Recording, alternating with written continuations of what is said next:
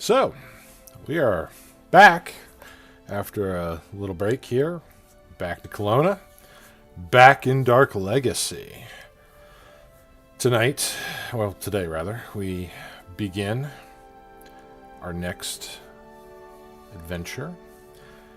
This is episode 9, A Den of Evil. Let's recap the events previous. Finally having some time to unwind, you each spent the next several days focusing on various tasks within the city of Aurora. While these tasks did monopolize most of your days, you still had free time that you each spent pursuing other more personal endeavors. Ari and Aetherius went to work for the Stardew Merchant Company. There, Aetherius discovered that Ari's family has strong connections with this merchant company, as she was able to get him a job with little questions asked. The company was victim of recent thefts of their product shipments, and as such, Ari was not paid for her hard work and did not live very comfortably during that long, grueling week. Aetherius was paid, as were the other floor workers in the warehouse stores. Meanwhile, Mordecai and Ryan both offered their help to various religious services within the city. Mordecai focusing on temples of the Platinum Sun, while Ryan assisted the followers of the Wonderbringer. Both did not leave lasting impressions with the locals, but Ryan was able to assist the clergy well enough to secure a favor from them, particularly from Penelope, aka Libby as she was known, an elderly gnome cleric of Gimdall Wonderbringer. Sometime later during the week, after your hard day's work, Ari dragged Ryan to look for a book on the nature gods at the bookstore in the Nymph's Rest called the Codex. It was here that Ari found what she thought was the books she was looking for, titled Spear of Wood, Fish and Humans, and Snakes of the Forest. These books, however, turned out to be literary works of erotic fiction. Ari, not knowing any better, paid the shopkeep extra moons to hold the other books by the author for her. Aetherius spent his free time obtaining materials to complete a ritual allowing him to summon an otherworldly creature in the form of a snow-white fox. It wasn't long after the end of your 7th day that you received word from Ziri, the head of the Fearless Landers Adventuring Guild in Aurora, that they had made their decision based on your previous actions. They offered you a paying position as initiates, and if you complete your first assigned mission, you'll become full-fledged members of the Landers, and will have access to their guild halls across Tor. Your task was to investigate reports from local farmers missing cattle and the discovery of flayed corpses, both man and animal, hanging from trees around their farms in Ebonmeadow. Traveling to the South Forest region, you discovered the farms and their crops were being burned by gnolls. The gnolls were killing villagers and stealing crops, as well as the bodies on carts, quickly leaving the town, heading towards the deadly wood of South Forest. After driving out the remaining gnoll forces, you spoke to the local reeve, an Osbert Seabright, who was very unhappy with the lack of protection the farms were given, considering that they were responsible for supplying Aurora and the surrounding region with many of their food stocks. Now, bandage your wounds. You rest in Ebonmeadows, planning your next move. And that is where we're going to pick off today. So, before we go any further, Therius, I have a surprise for you. Tell me if you can see this. Oh my god. For those wondering, I just shared with him a handout of Foxy, his Snow White fox. And you'll take a notice at the traits and the actions that the creature can take. It has been uniquely created just for Foxy. I like this. So, chat, you may see this in due time, but right now we'll just keep it under our hats, Aetherius. Or cloaks in your case. So, as you're around this town, the villagers still putting out smoldering fires, collecting bits of what they can from burnt down houses that have collapsed, pulling out some of the bodies of the dead that have been burned, that haven't been completely mutilated or taken by the gnolls. What would y'all like to do?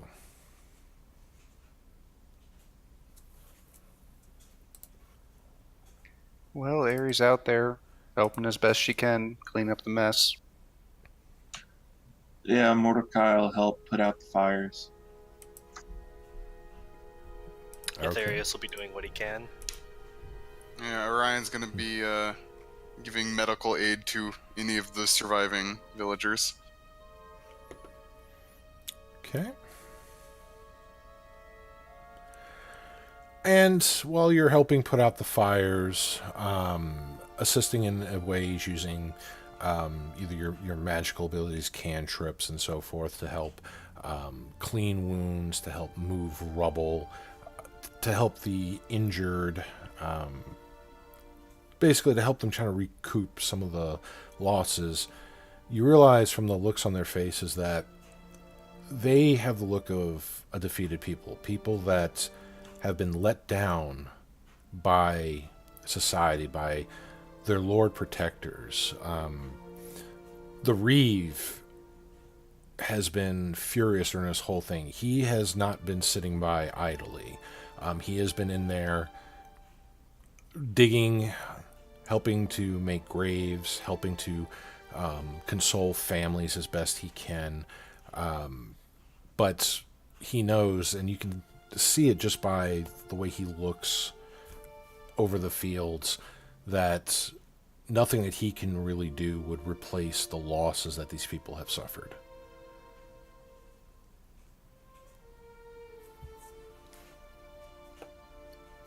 You sit yourselves among basically a very broken and terrified community.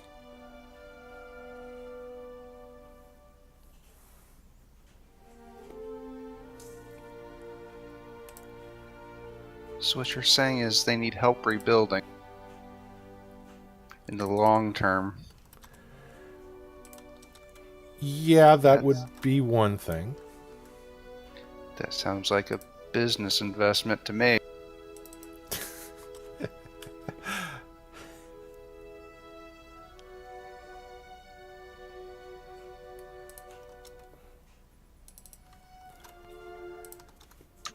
And Mordecai, after they're done cleaning up for the day, he just goes around talking to people. You know, just trying to bolster their spirits. Okay, and you go to talk to them. What do you use or do to try to bolster their spirits?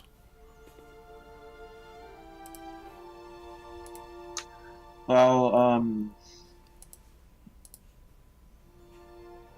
so I'll give them stories of the Platinum Sun, where his grace has turned around horrible events, the ways he's helped travelers, just trying to put some hope back into them.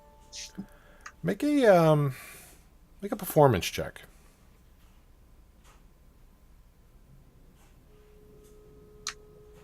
15. 15. All right.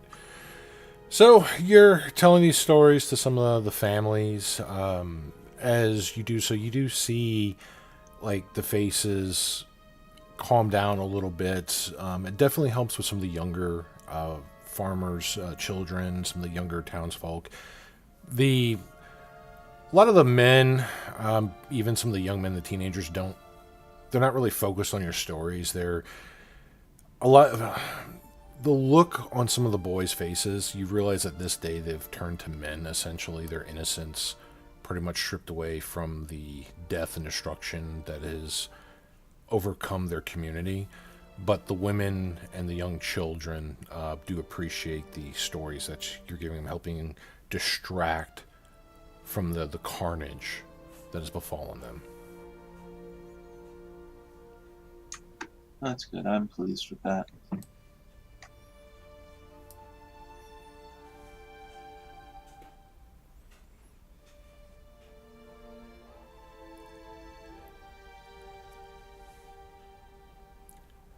So, some of the villagers have directed you that while their community is not quite large, as most of the land is taken by, the various farms and crops that they provide with before they were burned down, they do have a few, I guess you call them areas of interest to travelers when they have wandering merchants.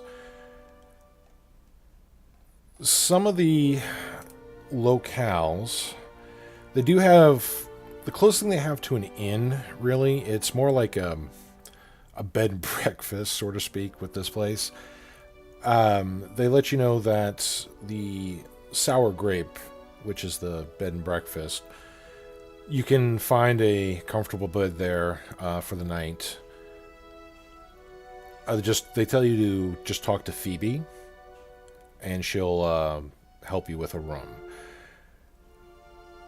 If you need some gear, some supplies, basically just their bartering post, their little trading post, that they point you over to a barn that's slightly burned but not heavily damaged like some of the buildings. They managed to salvage this place. That serves as their main shop for travelers and the merchants who pass through. That's their community shop. They let you know that the gentleman in charge of that, they tell you to go speak to Winky. Winky in Yes. the barn. I'm heading over to the inn. Okay, you're going over to Sour Grape. All right, so Mordecai's going over to a place where he can get some food and some rest. What about the rest of you?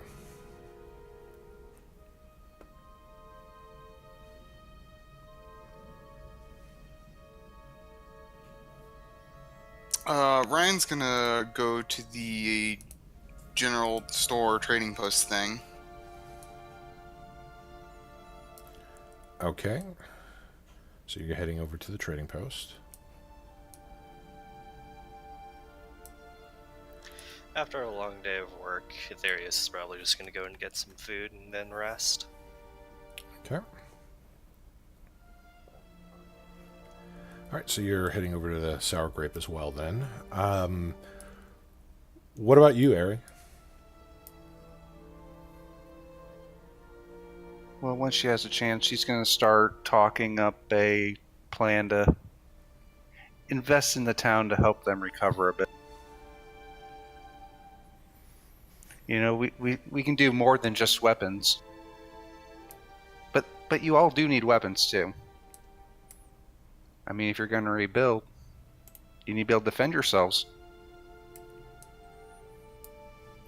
All right, but you said she's going to do that after she rests. Well, it's going to take a bit probably for I forgot his title. The Reeve? Yeah, the reeve, to finish up what he's doing, and she would like to have a word with him when he's able to talk recovery business. Okay. Well, he will. He'll meet you over at the Sour Grape to discuss things, since it's a little less morose atmosphere, considering the destruction and the death of the many villagers, the change of their lives. So, but yes, that will take a little bit for him to finish with that. So let's move over to Ryan, who's going over to the trading post. So, as I mentioned before, the trading post, as you easily find it, it's this large, faded red barn that has been up probably since the beginning of this farming community was founded. Above, there's no fancy signs above it. They do have a very large horseshoe above the entryway, but outside of that, there's no other markings or decoration. As you step inside, the floor is primarily dirt with little bits of straw here and there. It's kept fairly dry. There's makeshift shelves and like tables, almost like picnic tables, that display various goods, just kind of carefully laid out.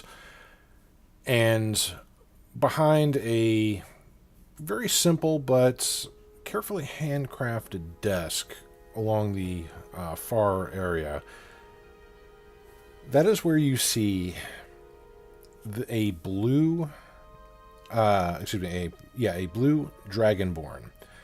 But one of his eyes are closed. There's a vicious looking scar going through it.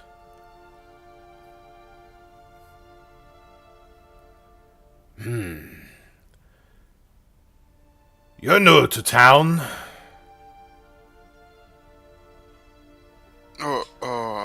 Yes. I was sent by I'm one of the adventurers sent by the Fearless Landers. Well, I hope they have answers to what's been going on. This will not stand. We're currently looking into it.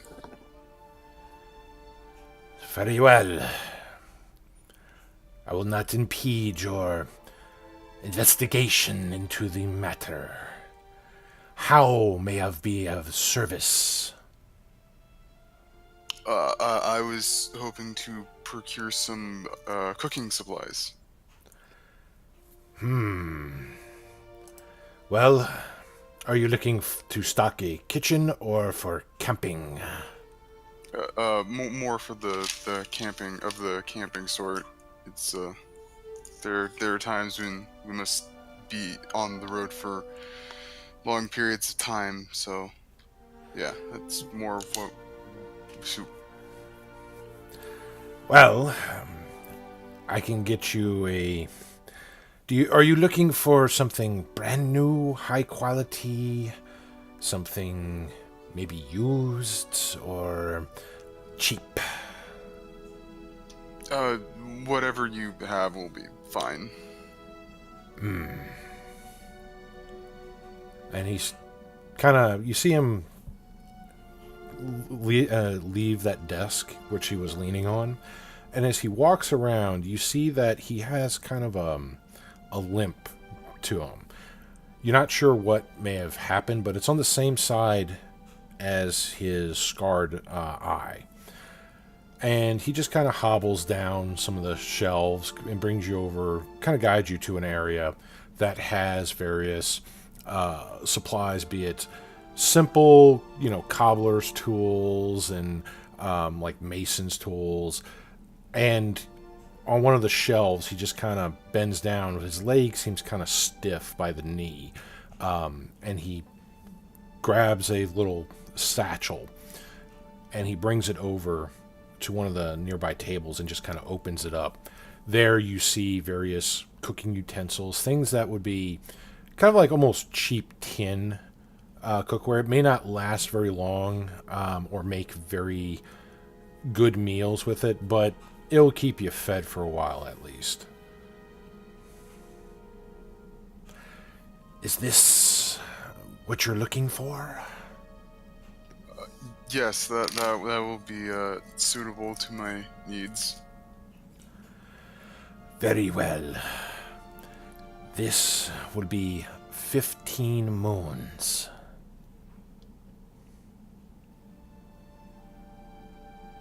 And he's like wrapping it up and brings it over to the front area.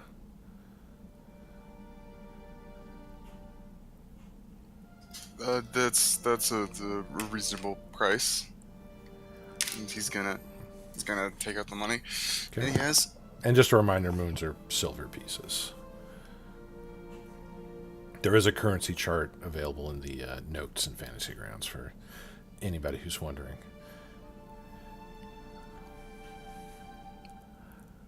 All right. Pleasure doing business with you. Is there anything else I can assist you with today? Could you maybe what could you tell me about what's been going on around here? Oh, that's... First, some cattle were missing. Not too strange, as sometimes farmers or their young boys will let the cattle roam a little too close to the Southwood. A lot of nasty things in Southwood. But after the cattle started going missing, people started going missing. It wasn't until we had a wandering merchant come into town that we discovered some of the cattle had been hung from some of the trees near South Forest. Their bodies completely flayed. No meat taken, though. Strange. Then we started finding bodies of the men that were taken. Also flayed, but they were bound.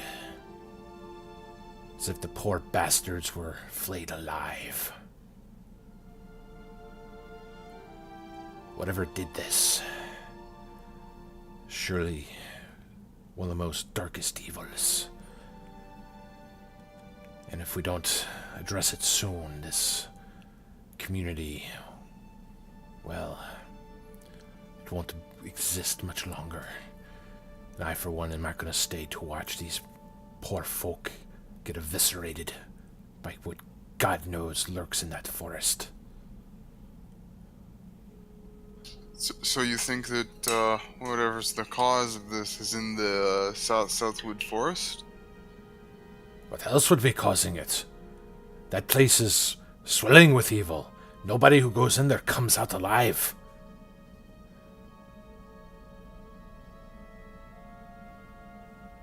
What else can you tell me about this forest? Well, be it that it's unclaimed by civilization, there's no telling what ancient and old horrors may still lurk there. If you travel through it, it'll be a long, daunting task. One I pity the fool that has to go through it. And then, to top it off, the things that have to survive in that mess.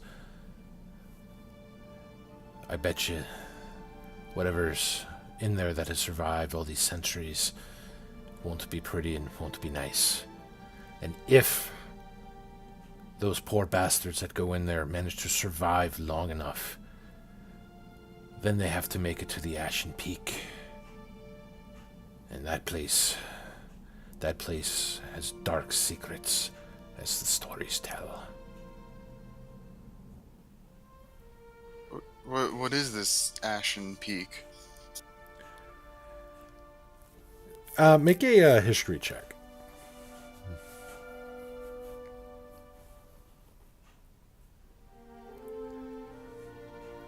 Yeah, you have no idea what the thing. You've heard the name, but it's like, it's like you hearing Cambodia, but you don't know anything about the culture or anything there. So, well, I forgive you for not knowing your history. Not many people study such things. Not my place to judge, but that place is of prominent importance from long ages past, since the age of mortals, when beasts who worship demons ruled the lands and tried to extinguish the flame of life from the other races. And he leans in close. That is, till they banded together and annihilated those hellish forces. So the books say. And that's where the first kingdoms were then established.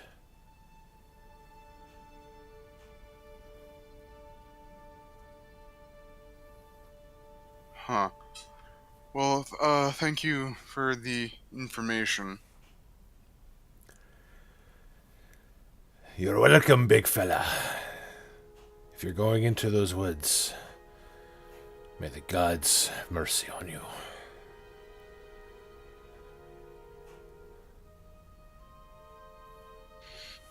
So the stuff that he was describing, the cattle going missing and then it being that whole stuff. Do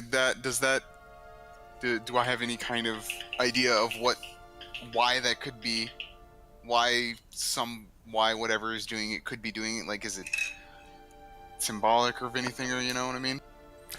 You're talking about symbolic as in like a religious sense, or Any potential reason, any potential meaning or like reason behind it.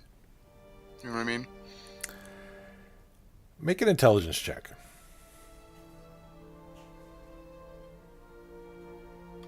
Oh wow, I'm doing great today. Natural one. You're not sure why somebody would hang flayed bodies from trees, especially things like cattle and so forth, and not take any parts of the animal. It's not like they were dried from jerky or anything like that. So without really seeing it, you don't really have enough to go on to make an accurate deduction on why somebody would do that. Alright, well, I guess he's gonna go off to the inn at this point. Okay. To the inn. So, going to the Sour Grape. So those of you who are already there, Erie, during this time, Erie was talking to the reeve, basically asking him when he was done to kind of meet her to discuss other matters. So Mordecai and Aetherius will be the first ones here at the inn. Now, the inn, as I loosely put it, is more of a two-story house. Fairly, not really large, kind of a medium-sized house. White boards painted. The wood's been all painted. The white is faded a little bit here and there. There's yellow flowers outside, kind of making it seem homely, giving it a nice smell. This place was not touched during the encounter with the gnolls. Going inside, you see various plants kind of hanging from the ceiling, just allowing to kind of grow down along some of the walls. There's various baskets with fruits like grapes and apples and so forth, just kind of hanging down. The place has several simple, small tables, all not intricately carved, just very simplistic, very rustic. And kind of busy cleaning a table, you see this rather curvy, not like voluptuous curvy, but more of just a little larger woman, a dwarven woman. She has a little, kind of a yellow dress on with a little white apron. Her red hair is kind of tied back in two little ponytails, and as you walk in, Mordecai and Etheria, she just kind of turns and looks over you, taking the little white rag that she was using to clean some of the furniture. Oh, guests. Very strapping guests. How can Phoebe help you? Do you need a room, some food, or were you looking for something else? So she kind of does a little wink.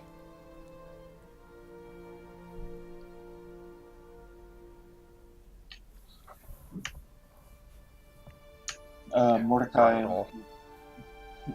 Mordecai walks up and says, hello there. We've come from the Phyllislanders. We need room and food for about 4 people tonight and in the morning.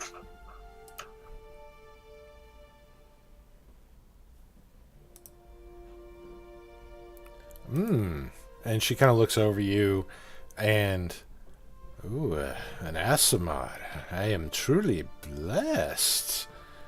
4 rooms. Are all your fellows as strapping as you are?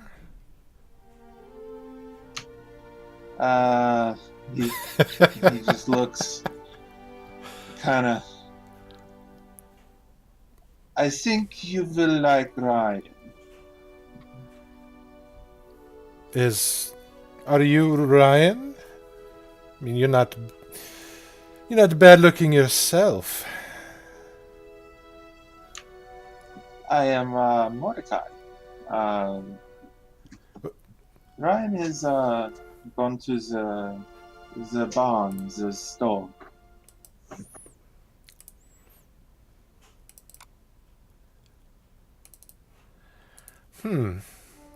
Well, maybe I'll see this Ryan sooner or later. But right now, I have 2 very strong, young, strapping lads that need old Phoebe's attention. So, are you boys hungry? I would like to have some food at the moment, yes. All right. Anything in particular your palates are craving?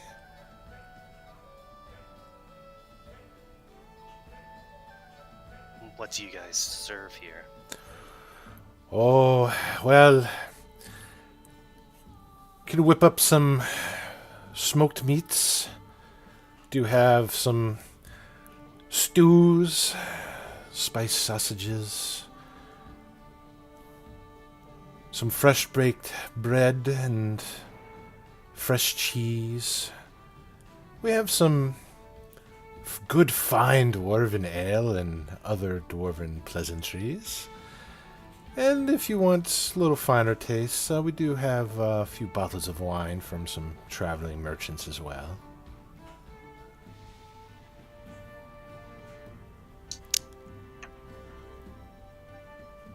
I could do with a stew and maybe some ale.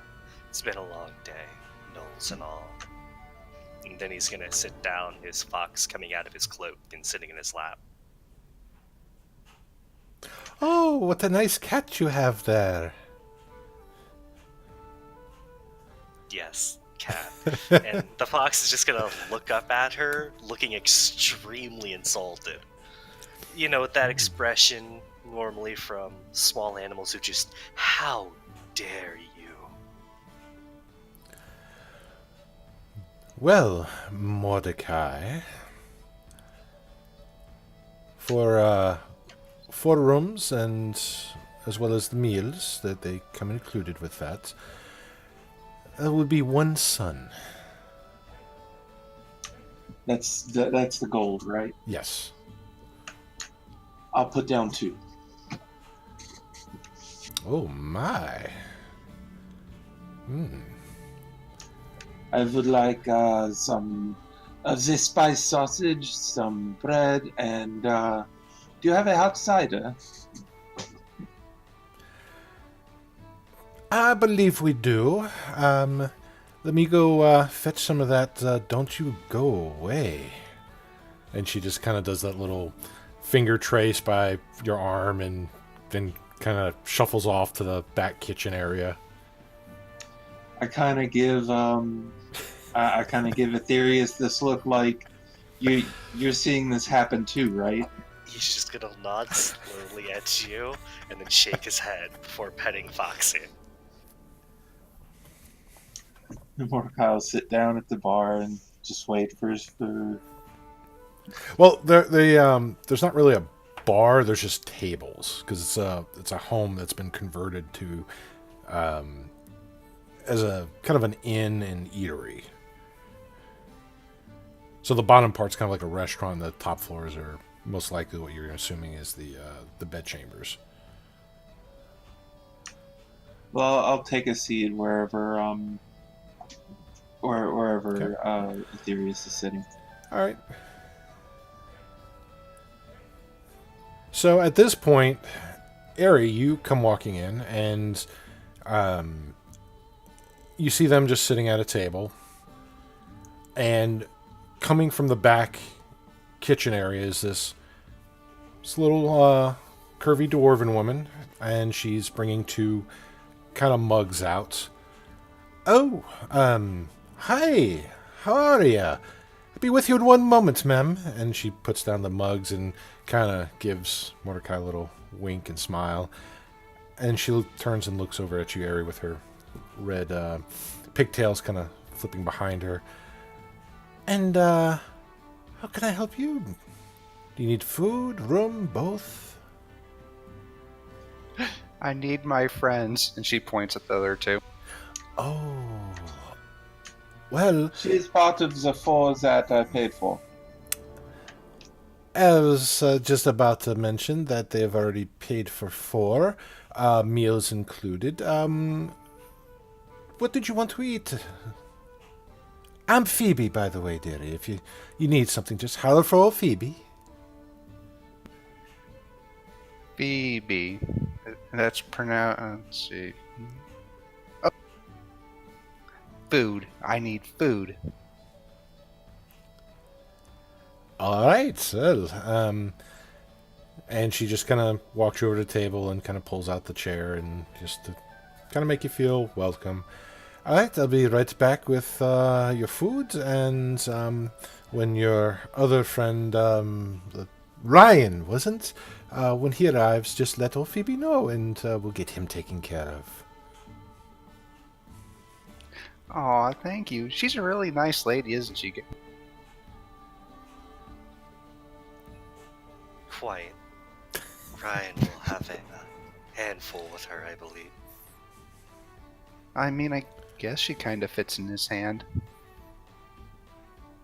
And she's already gone back over to the kitchen to work on the food. Ari just kind of starts air tracing out dimensions to see if it's actually possible for him to fit. That overlay from what was it, The Hangover, where he's trying to count cards with all the geometric shapes and angles just come floating by Ari's head right now, the mathematical equations. Yep. I like it. So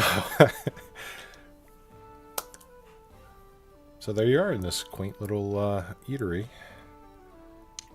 So, we should probably start making plans for the morning.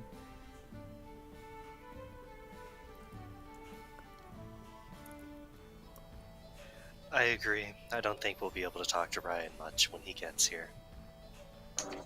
Oh yeah, that is probably going. He's probably going to have his hands full, as you said. I think he's gonna need more than his hands. I keep doing the math, and I think she might be too big. Aetherius is gonna laugh slightly, and then his composure is gonna regain. Another uncomfortable look from Mordecai. We should probably not speak ill of our host. Huh? But I'm not. I'm just. You see, and she just starts tracing out lines and stating the plainly obvious that a medium creature can not hold a medium creature single-handedly in their hand. Aetherius is just gonna pat Ari on the head. Don't worry about it. The weight and balance just doesn't work out. I can't figure it out. Now, to be fair, Ari, the tomes that you were reading do kind of show other possible solutions to that conundrum. Well, yeah, but I mean, that she's not a snake and she's not a fish. Can dwarves be fish people? And as you say that, this platter of like freshly baked bread and some various little cheeses get put down, and you're given a mug of ale as well. And she just kind of looks at you with an odd look coming into that part of the conversation before just going back to the kitchen.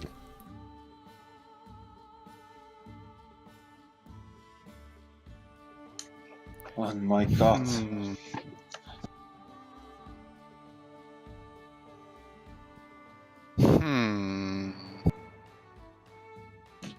I think the answer is no, Harry.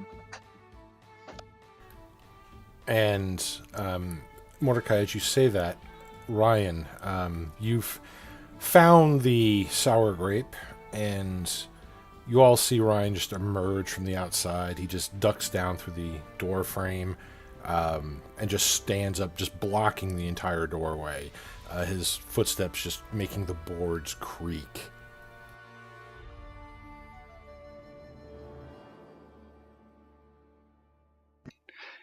Ari is wildly flailing her hands. I assume it's fairly empty. Yes, considering that most of their people already have kind of homes here, this is mainly for kind of travelers, passerbys throughout the region. They get supposedly a good bit of merchants here, enough to warrant their own little trading post and this place, but with recent events, probably not going to have too many travelers. Well, she is standing on the chair waving. Because he's so high up there. Alright, so as Ryan enters and sees Ari frantically waving at him, he's gonna go over to their table and sit down.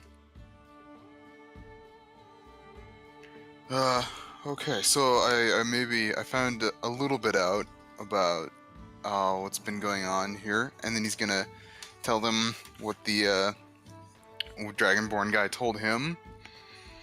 So it seems like whatever's in that forest is where it seems like we should probably start our investigation.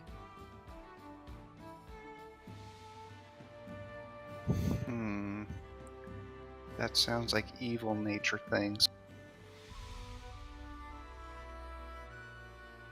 Well, you're a priest of Neptunia, right? You should be able to handle that, I think. Oh no.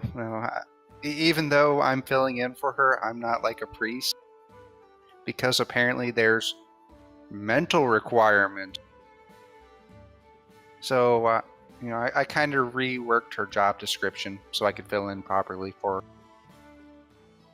What? That's how it works. See? I don't think that's how that works. I kind of have to second that. That is not how that works, Harry. Besides, paladins are cooler. Have you been That's drinking? what my brother always told me. And at that moment, Phoebe returns with some more foods. This time the sausages, which are still kind of sizzling, a bowl of kind of small little bowls of little cups of stew. She brings little plates of other kind of meats. Like looks like a half a chicken breast and a little chicken drumstick. She sees Ryan the Goliath. Oh my, Phoebe, you had a big one. this is Ryan.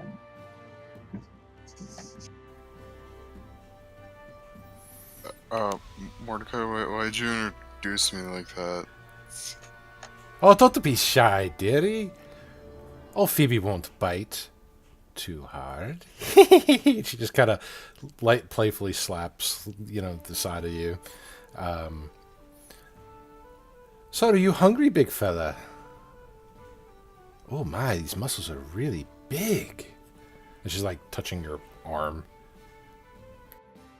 He's just got like the deer in the headlights. He doesn't really know what's going on. Yeah. He's got the deer in the headlights kind of look on his face.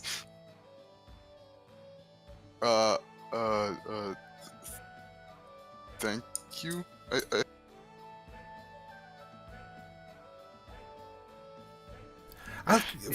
Phoebe will get you something to help satisfy you. Old Phoebe knows men all too well. And she just kind of gives you a little wink and kind of very, not slowly, but almost sachets to the kitchen. Oh yeah, Ryan, prepare to be satisfied. What was that about?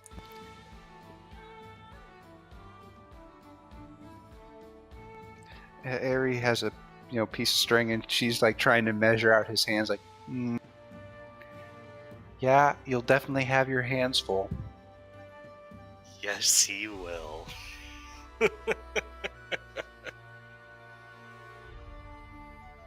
I don't know what you guys are talking about. Just relax and let it happen. Apparently, they're gonna try to measure you. Oh, she's gonna hold on to you, or you're gonna hold on to her. Something about hands full. I don't know. It didn't really make much sense to me.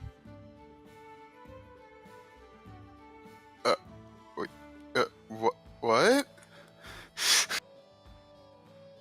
Aetherius is just gonna pat his back and just whisper to him, "Good luck, buddy." And then Ryan's just sitting there very confused. And with that, you hear the kitchen door just kind of open, and Phoebe's bringing another plate of selected meats, and also she has a large tankard of some frothy beverage as she brings it down and places it by Ryan. I do hope you enjoy this. This is a delicacy here in the old family recipe.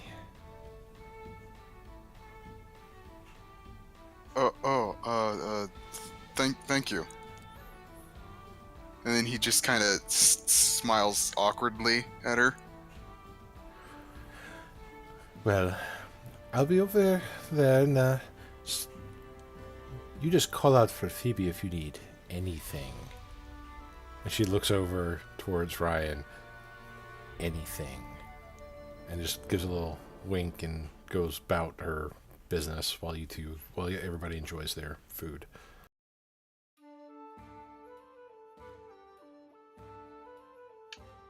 You have this, Ryan. I've gift wrapped this for you. Mordecai, the ultimate wingman. Don't worry, Ryan. My brother taught me ways that I can channel holy light to cure poison. So you can drink that and you'll probably be okay if I remember how to do it right. Wait. I think it's like a back massage or something about putting hands on you, and they didn't really... Brother never specified where. And Ari starts digging through her book. Harry, we have been over the books. Why are you looking at them again? I know. But not all of it is. It promotes peace, love. Two worlds, one family. Isn't that I think what... this book will help in this situation too for Ryan. Maybe you should let him read it a bit. I think that would be a good idea. But you are correct in that Neptania is a bit of a balance between the nature and the civilization. Exactly, see? There's so much these books can teach. And you all hear the front door open, and several footfalls come in the main room. The front door, you see Osbert Seabright and two of his entourage. Phoebe looks up from her cleaning. Oh, Lord Seabright! And she just kind of does a little greeting nod. How can I help you? You hungry? Let me get you something. And he just kind of waves his hand. That'll be fine, Phoebe. I am here to speak to your guests. I hope you're treating them well. They did help save the farms. Oh, yes. Very well. If they need anything, just don't be afraid to call on Phoebe. And she just kind of goes back to the kitchen area. The guards just kind of stay by the door. Just you see them looking about the room, just being very attentive, looking for what you would assume to be for any kind of threats, things that they may have been trained for. They definitely, Mordecai, you are the one that picks this up, is they do have some level of military training just from their posture, how they seem to conduct themselves. So they're not like local militia just given suits of armor. These are guys that have been trained. And Osbert just walks over to your table with his dark metallic armor. So it's a full body kind of garb. So, Eri, you wanted to discuss matters of Ebonmeadow? Is now a good time? She kind of looks around at her compatriots. Yeah, we are here to help.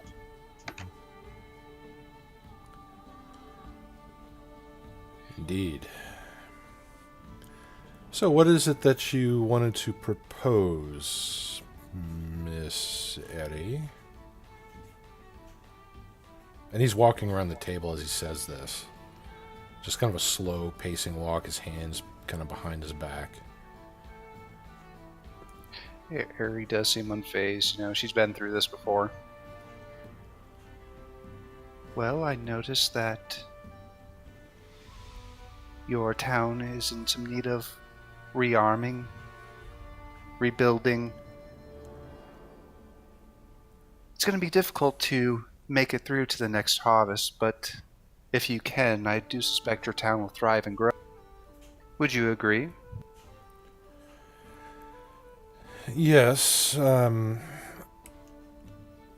make a persuasion check.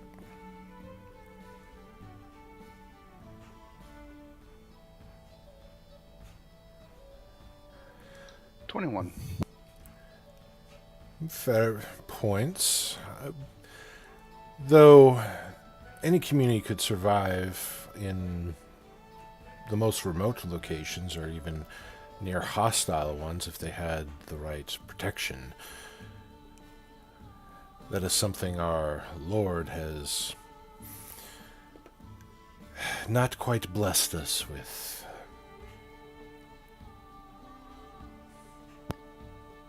There's only so much farmers with sharp sticks, pitchforks, and clubs can do to protect their homesteads.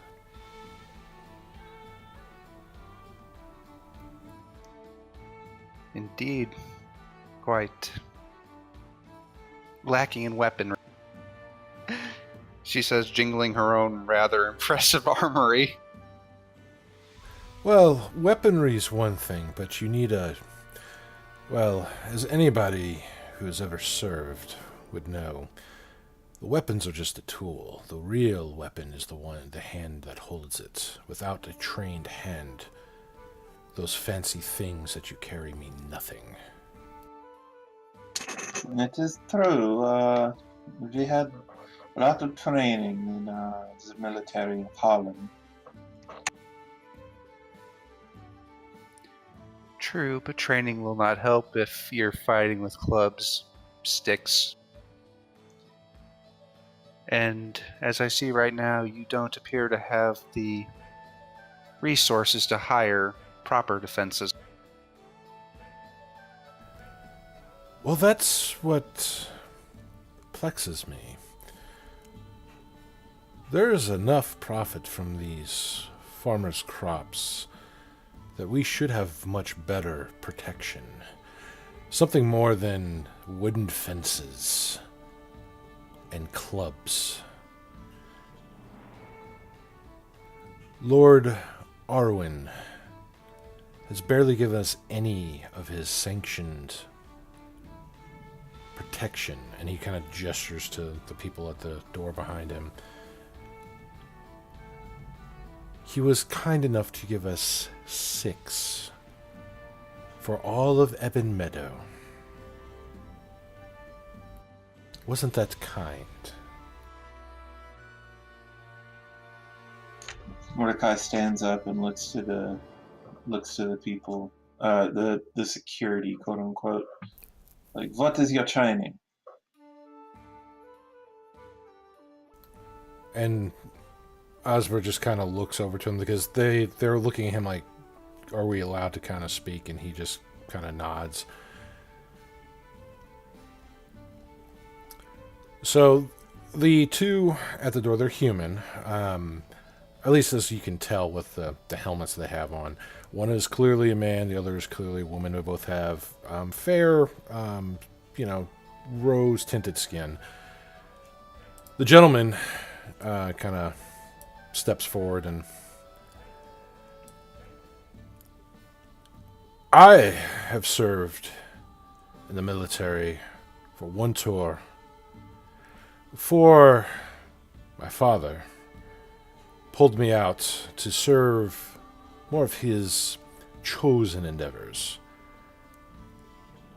I have seen combat, and I'm not afraid to get in the thick of things. And he just kind of, you see, he is someone that looks like he's seen some battle, not like covered in scars, but it looks like he's been through a few things. He's not just some pampered nobleman's son. One tour is good. What about you? He looks at the other person. She steps forward and kind of brings her hand to her chest, clanging some of the armor, the plate. I am Lady Crelly. I have done 2 tours. It is mostly what I've known. Against some of my family members. It was either this or be married off to some spoiled nobleman's child. I guess I took the easy way out, and, well, I don't regret it for one moment. That is an honorable decision. Are you the leader of the 2 tours of the 6? No. That honor is not mine, but she just kind of looks over to the reeve, kind of slowly, and he just kind of nods. That honor goes to William. He has served 3 tours. He has made it to the rank of sergeant and has even fought a few battles from my understanding. But not sure why he was posted here. And Osborne just kind of waves his hand. Thank you. Does this help with your inquiry on their qualifications? It does. I flash my own insignia of rank as sergeant. The sergeant would be the best to talk with about this area. They will be the one that knows about their performance. They will be the one that checks their equipment. Perhaps we should have him here for your negotiations. Ari shakes her head. No, while he may know how to use them, the finances is probably over his. Plus, we need to talk about the rebuilding costs, getting trader routes back through here.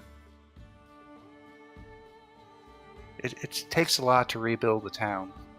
Well, to rebuild the town, we first must make sure it's safe. Another raid like that, and we're going to lose everything here. We've already lost the crops. We don't need to lose the people who tend them.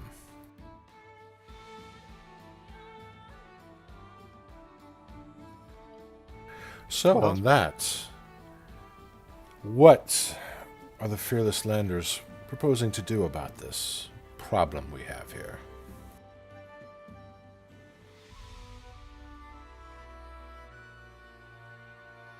Well, I don't know what the Fearless Landers would plan, but I'm definitely going out there to save everybody.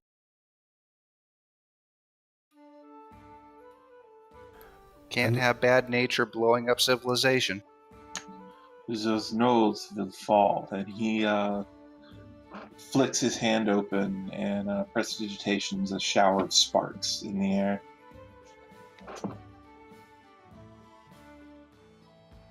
And he looks over towards Aetherius and Ryan.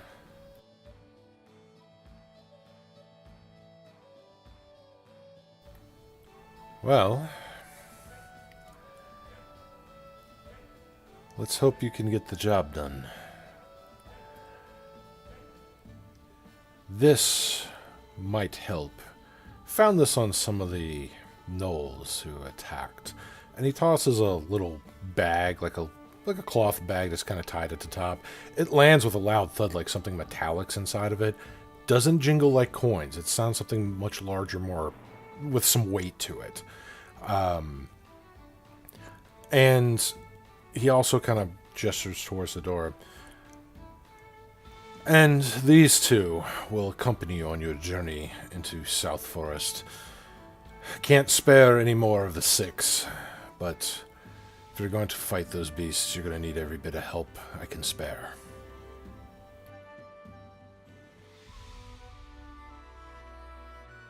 Are you sure about this? Not that we would question a gift, but if they end up coming up a different route than we are going to them, there could be more here.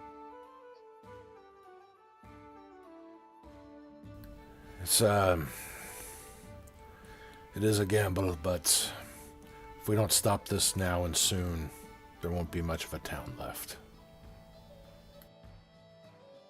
Those things came in great force before. When they get back to where it is they're going, there's no telling how many of them will come back at us if they're not stopped. This needs to end, and it needs to end now. Mordecai nods and looks at the rest of them. What do you think?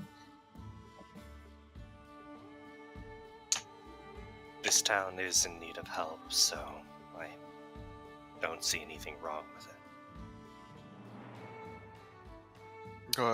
Yes, we should help deal with the problem.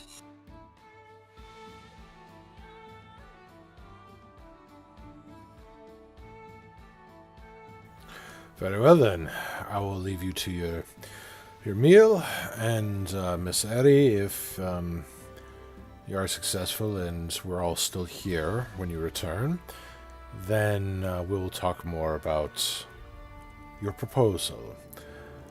And he begins to walk out with the 2 guards there. He says, "Stay here. You are... Go with them.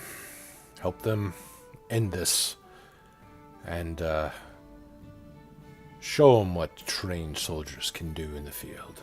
And he just kind of smiles. He pats the guy on the shoulder and walks out.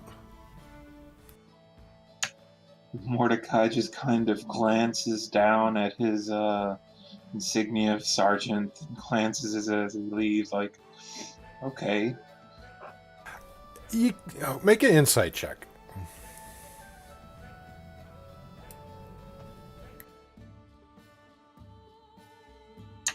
Eight. Yeah, they're not sure if maybe he wasn't too impressed by, your group, or maybe you're not sure, but yeah, that remark does sting a little.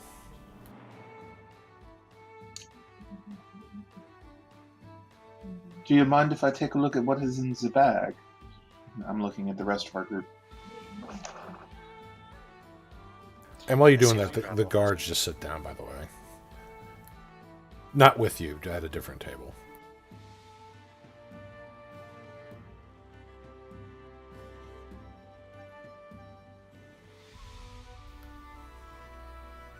Mordecai, you wanted to look inside the bag? Well, I asked the group if it was all right for me to do it. Sure. Nice. Go ahead. Do I see? Could be. I see no problem with it as long as you share with us what's in it. So of course. I've always been forthcoming with what I find. And I'll pull it, I'll empty the bag on the table. So as you empty it, three things kind of fall out and hit the table. One of them is a small crystal orb that almost begins to roll off the table. Snatch it. Make a dexterity check.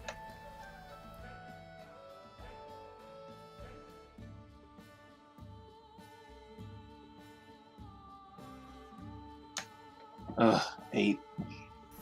All right, so the orb falls off the table. It doesn't shatter.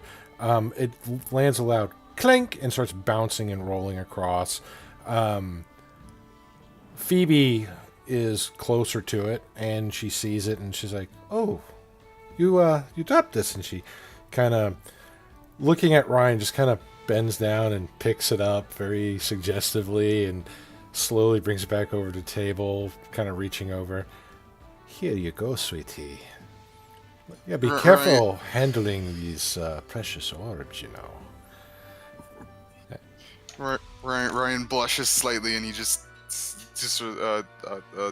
thank you. And, Phoebe. yes. I'll hand her 3 silver. Like, will you include the gods over there? There's a 2 on our dime for drink and food. Of course. And she just kind of smiles and gives Ryan a little wink as she goes back towards to the guards. You do get as she walks off, you see the other 2 items that fell out the bag. One of them is this large, about 4-inch diameter, like bronze symbol. The other looks like a very tightly knit pouch made of various like leaves and like vines that are kind of cutting cords.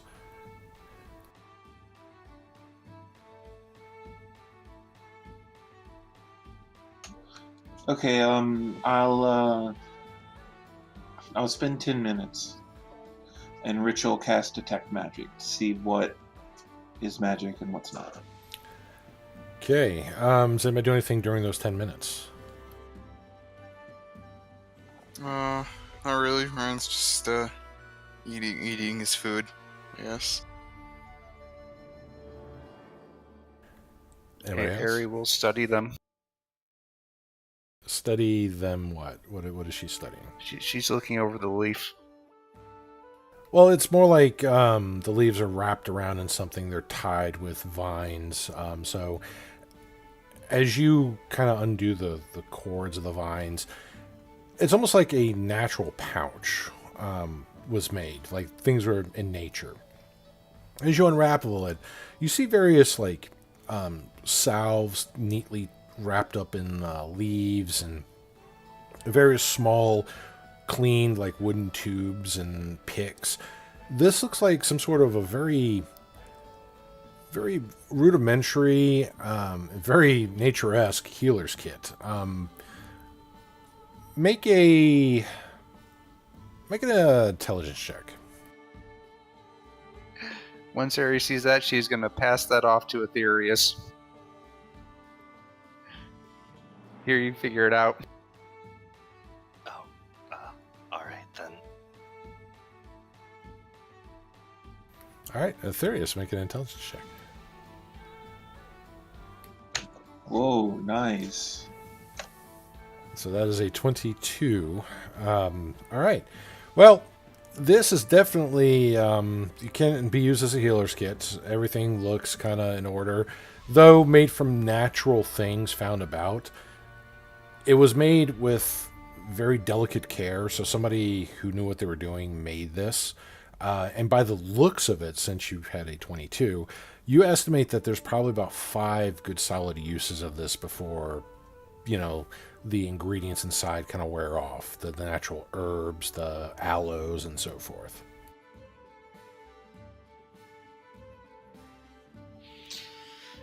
He's gonna explain that to the party so that they at least know what it is, and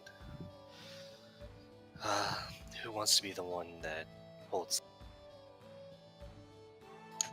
Mordecai is a bit busy with his ritual, which seems to be, he has more of those weird fake jewels, like he had bedazzled on his bag of holding, but he's been carefully arranging them in hearts and stars and like a little rainbow around the table in front of him as he performs the ritual.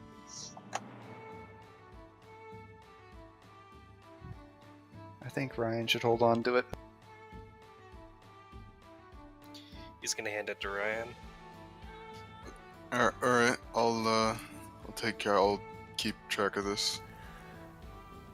All right, and after your 10 minutes, Mordecai, you do detect one of the items is radiating magic. Very faint divination aura, and that is the orb. Okay, the orb is magical. Has a very faint aura, but could be useful. What was the third item, Dave? The orb, the pouch, and what else? A 4-inch diameter, like brass disc. The one side of it's completely flat. The other side has the face of looks like a wildcat, just kind of open mouth, teeth kind of bared, carved into it. I can identify the orb. But this, and he pushes the wildcat to the center of the table, is not magical. Can I check in? Do I know if this is a holy symbol of some sort?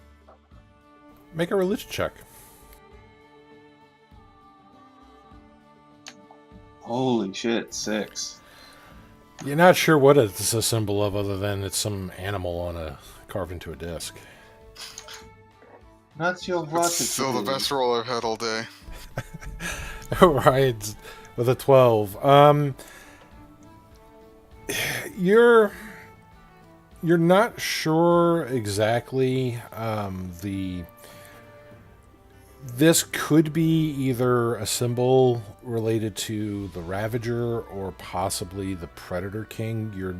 You're fuzzy on the details. Ooh, I know what it is. It's a kitty. Look, Funny, meow. funny thing is, that's the highest roll out of the 3 of us. No, you had a 12. I He mean, meant roll. natural. Yeah, natural roll. You know. I'll gather all of my bedazzle jewels, my fake bedazzle jewels in a pile, then place the orb in and start casting the identify ritual, putting it inside of a star, and then moons here and there, and a sun, all with these pretty pink and blue, purple jewels.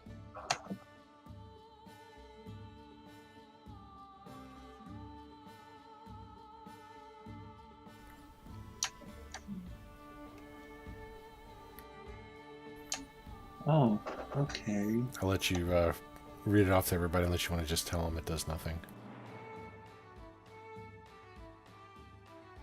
After I finish the ritual, he's like, "This will help us in the forest. What it does is, if you hold the orb, it will tell you which way is north. It is a compass for dummies."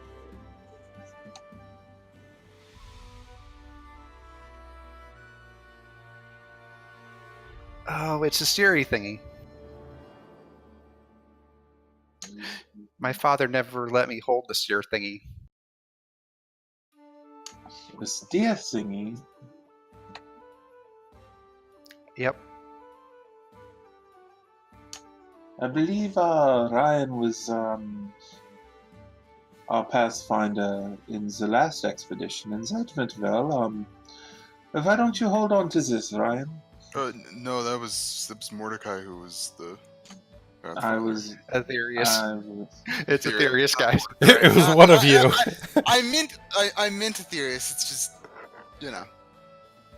Well, Yeah, he'll no, put don't it worry. in front of Aetherius instead. My name is forgettable. Don't worry about it, guy. Well, Oh, it's no. because you named your character your actual name. And is that a problem?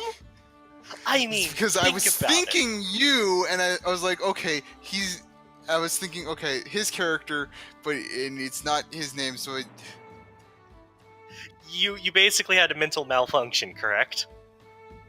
Shut up. Error Lauren.exe his malfunction. Anyway, Corrupted Windows going down sound. Aetherius, you should have a new item on your character sheet called Orb of Direction.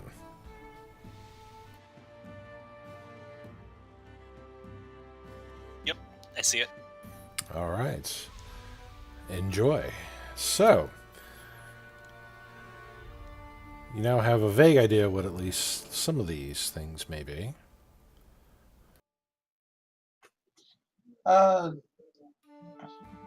What did you say that was? And he points to the leafy pouch. It is not magical, I can say that much. It's a healer's kit. Appears to be mostly herbal remedies. I'm holding on to one.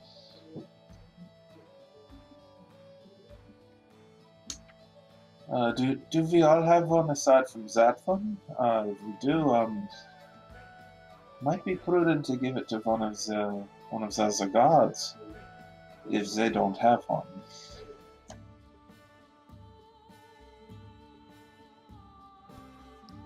Well, Ryan here's our healer, so he should have more heal stuff.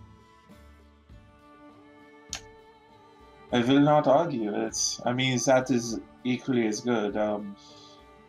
I simply vary for our companions.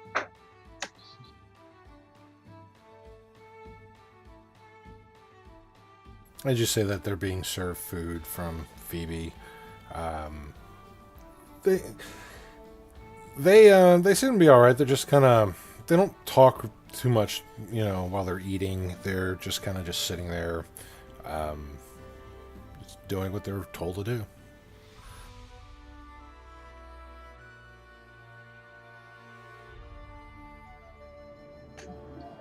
I'm sorry I brought it up. It is fine. I'm sure it will be fine.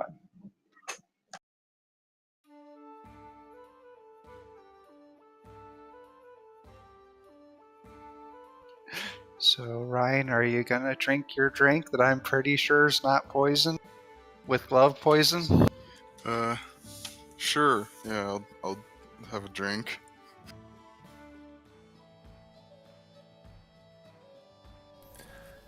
All right. Well, you start sipping on the mead that you're brought. It's been spiced a little bit of flavor. Not bad. It's different. You're not sure if it's maybe the dwarven touch on whatever recipe this is, but it's not the worst thing you've drinking, but it's not something that really outshines everything that you've ever had in your life. It's just kind of mediocre. All right then.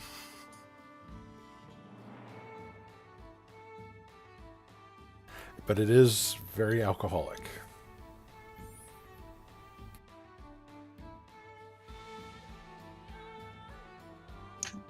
My cider is not alcoholic, right? Correct. Good. So Phoebe comes over and starts picking up some of the food plates that you've already kind of finished off. And would y'all like some more food bits? Is there anything else Phoebe can get you or do for you?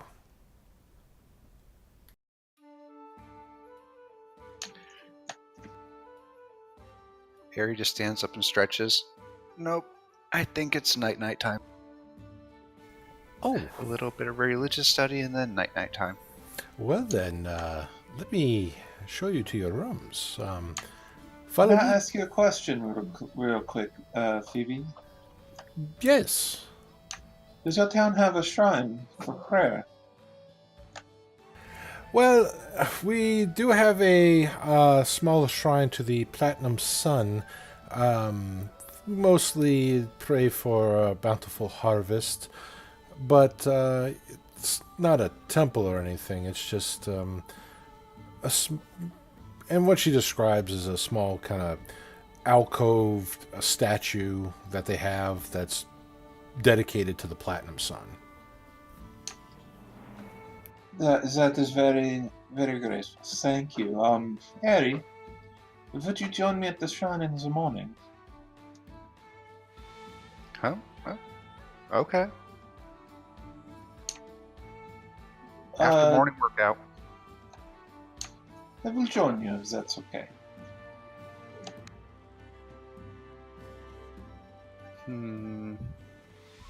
Alrighty, but I'm not gonna go easy.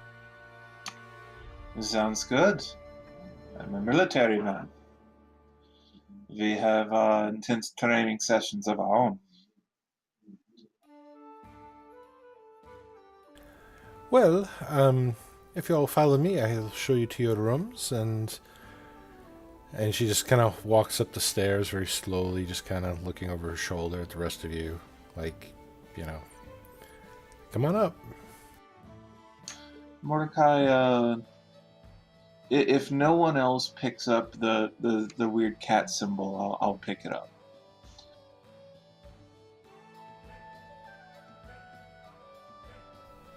Don't hear any takers, so it looks like Mordecai will pick up the strange cat symbol. Yep.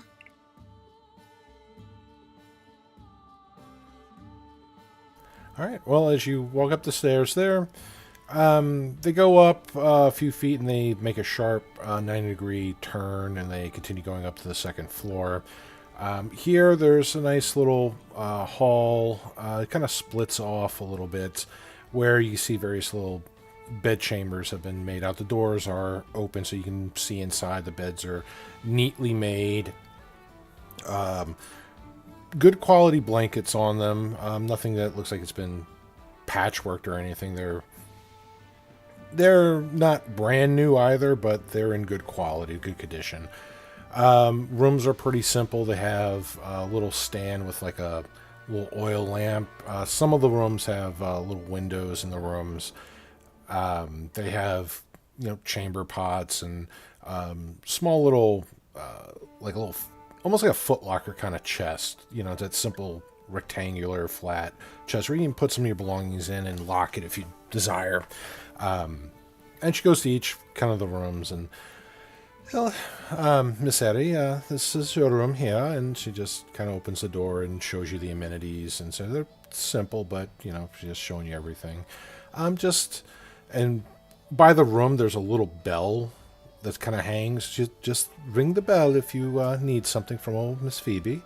And she just kind of curtsy bows out the room and begins to escort the rest of you. Mordecai, you're next. The room right across from Ari.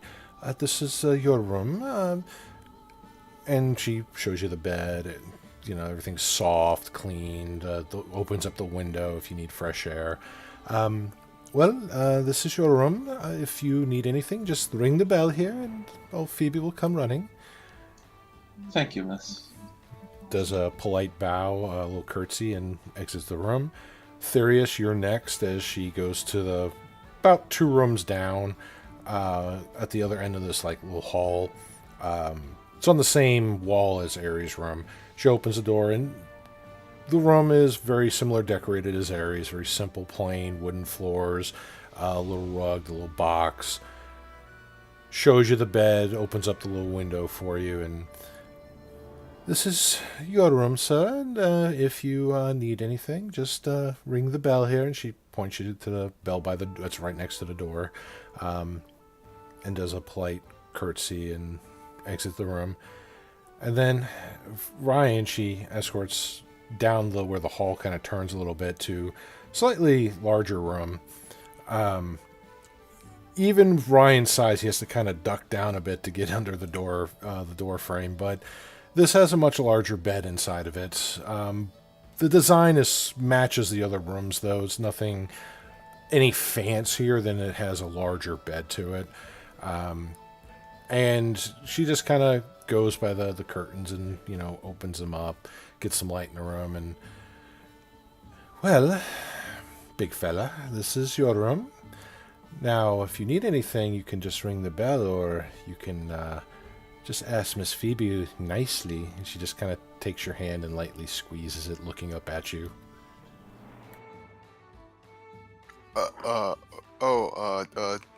Thank you for the room.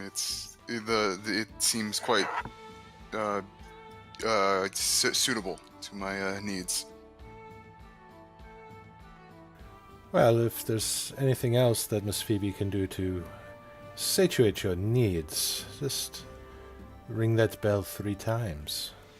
And she gives you a little wink and slowly exits the room, giving you a little curtsy, kind of bowing down a little bit more to kind of give you a view of her ample bosom as she exits.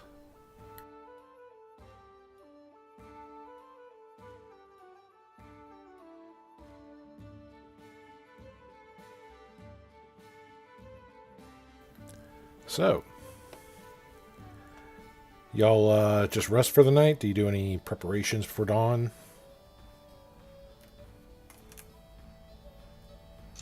I don't really have anything to do. Aside from, I do go down and fill the clay jug that I use. I get that filled with some water.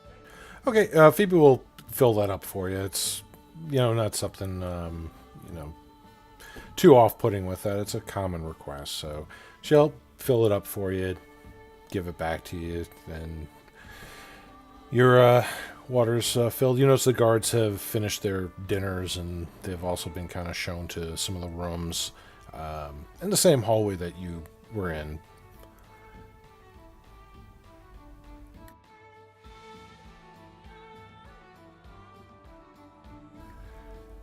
All right, anybody else? Harry's doing what she usually does, polishing up her weapons, resharpening everything, trying to figure out how she's going to get this glaive strapped to her back without disrupting the balance of everything else. All right. Therius? He's just relaxing. All right. What about you, Ryan? Ryan's reading one of his mini books. All right. Well, does Ryan ring the bell 3 times? No, he does not. He does not. Okay. So, the night goes by. Nothing particular happens during the night. And let me get your combat tracker here. No, I don't want to go to next actor. Let's see. Rest and long rest. So y'all should be applied with a long rest. Just verify everything's been restored for you. And as you wake up, there's, you know, some noise downstairs. Not like panic noise, but just like busy noise. Sounds like plates are being set, chairs being moved. The general sounds do lull each of you kind of up from your slumbers. That and the combination of the bright sun piercing through the curtains. Well, I wake up at the butt crack of dawn like usual and try and go find Ari. Okay. Well, you know where room she's in. She was right across from you. Ari throws it open. She's got her hair tied back. She's in a little workout outfit. And she tosses him a short sword. He looks at the short sword and he looks at her. Do not think I am proficient with this. I don't know. You agree to It's this, not and she really- grabs him and just starts dragging. I try and hand her back the short sword and just take a dagger. Well, I have a dagger. I pull out one. Oh no, see, we're going to do dagger work after we do short sword work, which is going to come after hand axe work. But before we do scimitar work, I think we might do a little bit of both. And that's before we do all the physical training. How fast can you run? Let's find out. I want to find out. Very well. I will try, but I have not been trained in these weapons before.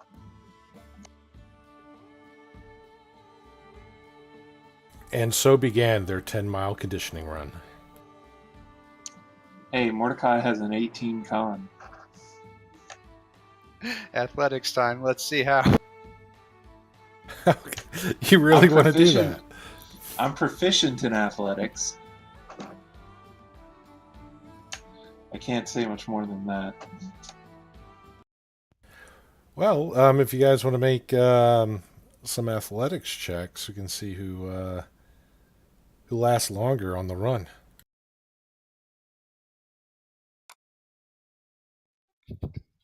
Ari wins. Ari wins by a mile. God.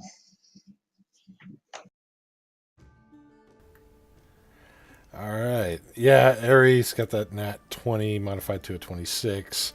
So yeah, Aries she's lighter. Even, she's not carrying all her stuff, but probably from carrying the mound of weapons, the battle turtle that she is, has conditioned her enough where she is just not winded at all during this run. She is talking nonstop during this run with you, Mordecai. It's impressive. Yeah, that's good. Well, you see, when you're swinging a scimitar, you want to make more of a curved motion with it. No. See, you're barely lifting your arm. Come on.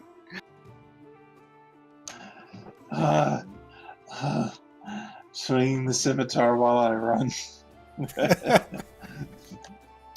You see, I was forced to do this every morning because, you never knew what weapon I had to sell, so you got to practice all of them in all conditions. Oh my God. Well, after a vigorous morning exercise, y'all make your way to the Shrine of the Platinum Sun. And it's nothing too fancy, Mordecai. It's a stone carving, kind of almost like a half oval. And on the interior of the oval, they do have the familiar statue of the Platinum Sun. It does have where normally it would be a hollow chest piece where you can light a flame. This does not have that hollow bit into it because it's not one of those guiding statues. But it looks like the design of this was taken from one of those statues. They do have a small little offering bowl at the base of it, which in it looks like there's a lot of various flowers. Looks like they've been recently picked and put here. Some people have also put various scales in there as well. Probably from the recent events. They're praying for lost loved ones. It is time for a different training. Come with me. And Mordecai will walk up and kneel in front of the shrine. The other actions that people do for Neptania and other gods mostly clearly do these things as a servant, as a warrior for your god. The most important thing you can do is speak with them, to pray. They have prayers written up for the gods, for people that are not used to praying or not creative or shy, what have you. I was hoping we could pray together this morning. Is this amenable? She seems to hesitate for a moment. Am I in trouble? No. You were reading these Okay. books and thinking they were religious texts. I just thought that I could share some of my knowledge of religion and my own prayers and such with you. Oh, sure. Ari quickly kneels down, seeming like she had done this a few times before. Mordecai pulls out 2 pages. So I will go first, and this one is yours. And he hands Ari a sheet of paper, and Mordecai will start. He'll close his eyes and focus and place a hand at the base of the statue. O click the platinum sun, your servant Mordecai calls upon you. Hear your epithets and draw near. Dracopava lux autem custos, estatis, custodium animarum. It is by your blessings that we wake. It is by your glory that we kneel. It is by your power that we break. It is by your mercy that we heal. Guide us as we walk this trail of ash with golden lantern light. We face the darkness, tooth and scale, to protect the weak and do what's right. And I'm gonna send Anthony something in direct message. Okay. And while you're praying, Mordecai, you hear a little voice come up from behind you. Are you a god? I'm Ari. What I sent you, Anthony, is on the paper that Mordecai gave you. But Mordecai turns around. You see this. You see this little girl with kind of shoulder-length, long brown hair. It's tied back in a single little ponytail, and she's holding this teddy bear that looks like it's been sewn together a few times. One of its arms are slightly burnt, and you see some of her clothing's, kind of dirty. And she looks over at you, just her head's kind of down. Are you a god? No, I am an Azimar. We are closely related to the servants of the gods in the heavens. I work for them. We are going to help your town. Mommy says you're God and that you can help us. Are you here to help us? Yeah, we all are. Me, Eri. He gestures to Eri, and our friends back at the Sour Grape. Even some of the security that works in the town for the reeve. They are going to help us too. So don't worry, you're in good hands. But no, I'm not a god. Mommy said that the gods took my daddy and brother when the mean things attacked.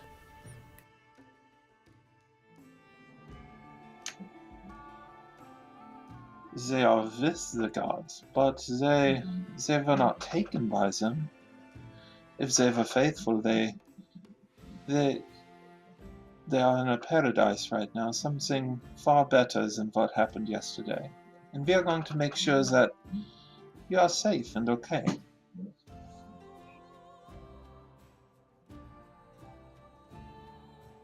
Will they come back? We will hurt them and stop them before that happens. Right, Harry? Yep. Don't worry. I'll go beat up all the big mean guys before they get here.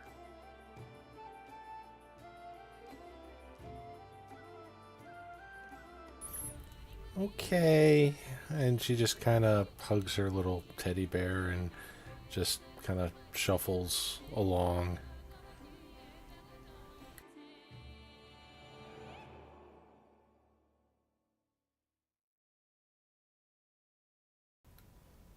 So, Anthony, did you get a direct message from Chthonian?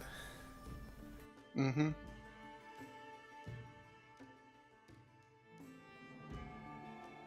Right, so Ari would actually be singing this in Elvish, but I can't sing and I can't speak Elvish, so we're just going to read it instead. Neptania, protector of the wild, guide to the travelers therein, your servant calls upon you. Hear your epitaphs and draw near. Fer domen sue, duax silvam, vox bestitia, delestia fafe. Your power calms the savage beasts, so wayfarers may tread with ease. Your bounty brings a mighty feast from bush and vine and trees. I see the mist your gentle sigh, the calm therein I savour. Soaring songbird in the sky, look down upon us with favor. And Ari would be singing the entire time. Mordecai is just smiling wide as you do that.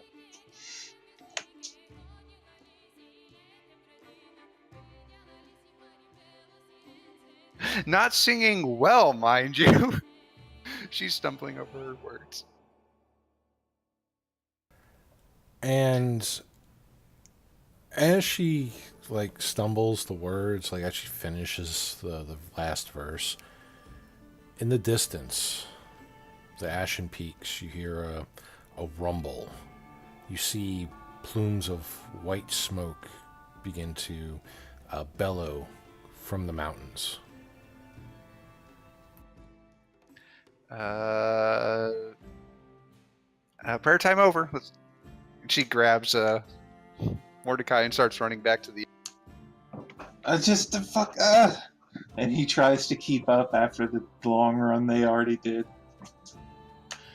I'm gonna say that while Ari was singing, he left in the offering bowl, he left 6 silver. Okay, you left 6 moons in there as an offering to the Platinum Sun. So now remember, the first 10 miles were just a conditioning run. Now she's taking on the 20-mile actual run. So. Oh my god. This is the sprint sequence, because I don't know what's going on over there, but we... It's the training montage. Agreed. All right, so going back to the sour grape, you see Phoebe already kind of making platters for breakfast. The soldiers have already kind of come downstairs and they're already eating. Their helmets are beside them on the table as they eat. Here you can see that the gentleman appears to be half-elf, and the girl seems to be human.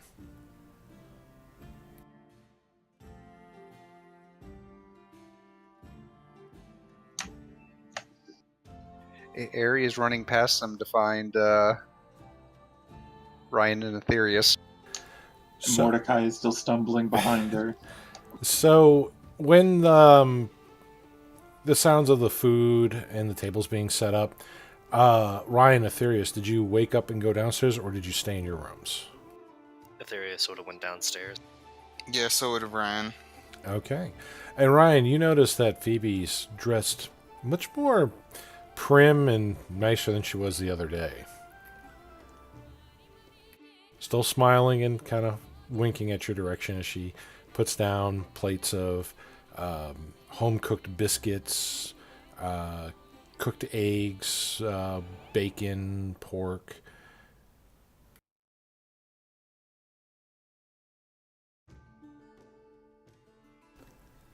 And as you receive your food, you see Ari come bursting in, running over with Mordecai, kind of laboring for breath a little bit, holding his side as he enters behind her, a few steps behind her.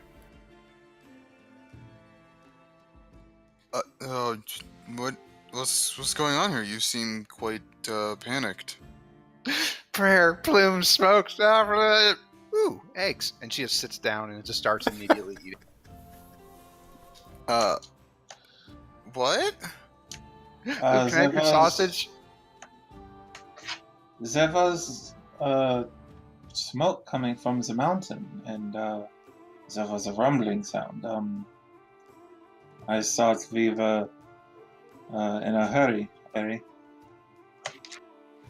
Huh? Ooh, Aetherius, I want your bacon. No.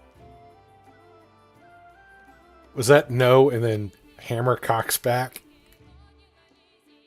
No, his fox is gonna go underneath the table and is going to prepare to bite her leg.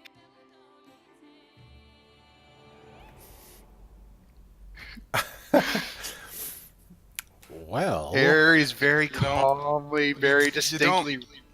You don't mess with a man's bacon. you well, Aetherius, you see Aries, like her hands starting to encroach your side of the table, getting closer to that glorious salted Chomp. bacon.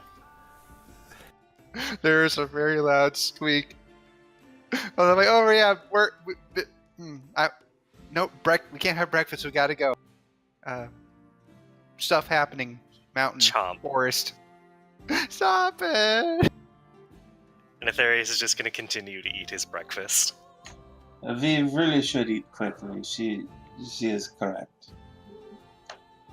And Mordecai sits down and wolfs down some sausage and eggs. Okay. Well, the guards also just kind of hurry up and, scoop mouthfuls of food and take kind of pound back a little bit of drink that they got left, and then they put on their helmets and they check their weapons at their side, and they just kind of stand waiting, ready.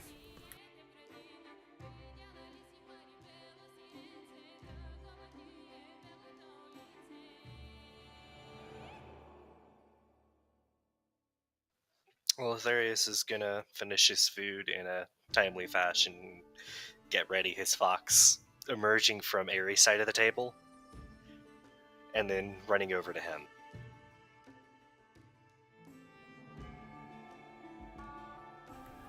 All right. And Ryan is, when Ryan starts to leave or starts to get up from the table, and Phoebe will kind of go by him, and she's, "What's the hurry, big fella? You want to stay a little while?" It seems that there's a commotion of some sort at the Ashen Peaks. Peak. Aries starts tugging on his other hand. Come on, we gotta get going. He'll come back later, miss. As she just kind of arms crossed, just kind of pouting as you drag Ryan out. All right, so with that, Do you go straight to begin your journey to South Forest trying to follow the gnolls, or do you do anything prior to that? I don't have anything to do before we go after the gnolls. Same. Me neither. All right. Well, so you do have two NPCs with you. Just as a reminder, these NPCs, they do have their own personalities, but they will follow your orders. So if you want to use them tactically in combat, you can feel free to give them some basic orders, like, attack this thing or defend this, or, feel free to kind of give them some basic commands with that, and they will follow them to the best of their ability.